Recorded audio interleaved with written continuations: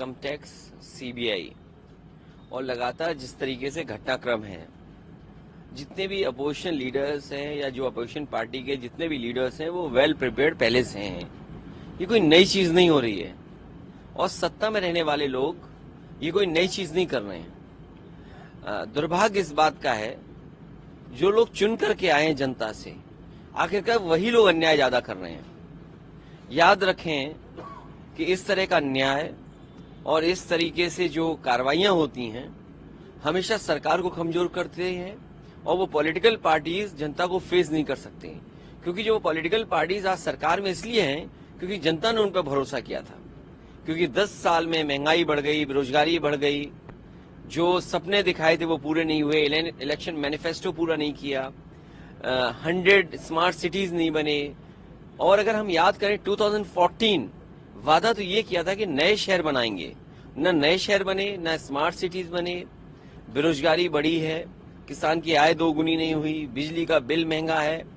और जिस कदर बड़े बड़े सपने दिखाए थे इन्वेस्टमेंट के, बड़ी बड़ी मीट की गई थी, क्या हासिल हुआ? जब कोई चीज हासिल नहीं हुई तो पॉलिटिकल पार्टीज के लीडर्स को बदनाम करने के लिए और उन पर पहले से जो कार्रवाई कर रही है अपने अधिकारियों से उनको फंसाने के लिए, सरकार में रह करके कौन सा अधिकारी किसको नहीं फंसा देगा? एसओ से कह दो वो जेल भेज देगा, लेखपाल से कहो वो जमीन के विवाद तैयार कर देगा।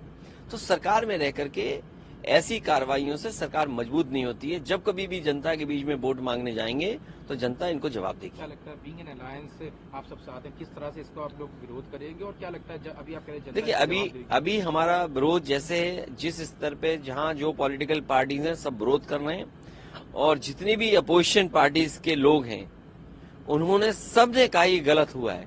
न केवल विपक्ष के लोग कह रहे हैं लेकिन बीजेपी के अंदर बैठे हुए नेता बोल रहे हैं कि ये गलत हो रहा है, क्योंकि कल उन्हें वोट मांगने जाना है। इन बातों का जवाब कैसे जनता में दिया जाएगा, ये बीजेपी के खुद के नेता इस बात को सोच रहे हैं। एक और सरकार ने उसको कर दिखाया है, जो डेटा था वो सामने आ गया बिहार का, जिसके बाद अब बीजेपी से तमाम तरह के बयानात आ रहे हैं। प्रधानमंत्री राजस्थान में कहते हैं गरीबी सबसे बड़ी सबसे जाती है, इस तरह को काउंटर भी कर रहे हैं। लेकिन क्या लगता है कितना?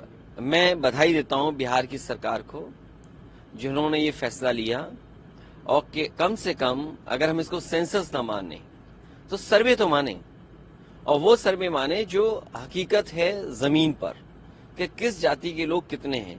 कम से कम अब सरकार को ये मदद मिलेगी कि किस समाज में योजनाओं से लाभ पहुंचाया जाए और किसकी भागीदारी कितनी हो।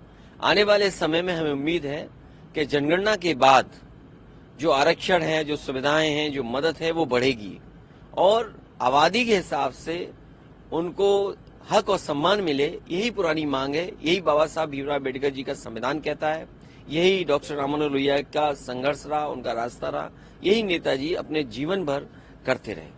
मायावती जी ने भी इसका समर्थन किया, साथ में बीजेपी की जो तमाम करने जो आपकी मांग हमेशा से रही है। केवल विपक्षी पार्टियां नहीं, दक्षिण भारत के नेता नहीं, बल्कि बीजेपी के अंदर जो पीडीए हैं, बीजेपी के अंदर जो पीडीए है वो भी मन ही मन इसका समर्थन कर रहे हैं, क्योंकि वो जानते हैं कि उनकी हैसियत इससे बढ़ रही है बीजेपी में।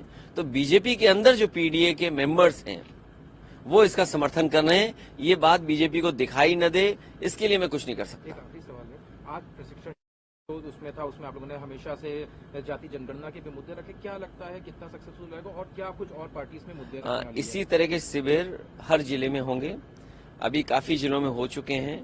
कुछ जिलों के कार्यकर्ता नेताओं को और पदाधिकारियों को लखनऊ में बैठ करके मिले हैं। मुझे उम्मीद है चुनाव से पहले पूरे उत्तर प्रदेश में हो जाएंगे।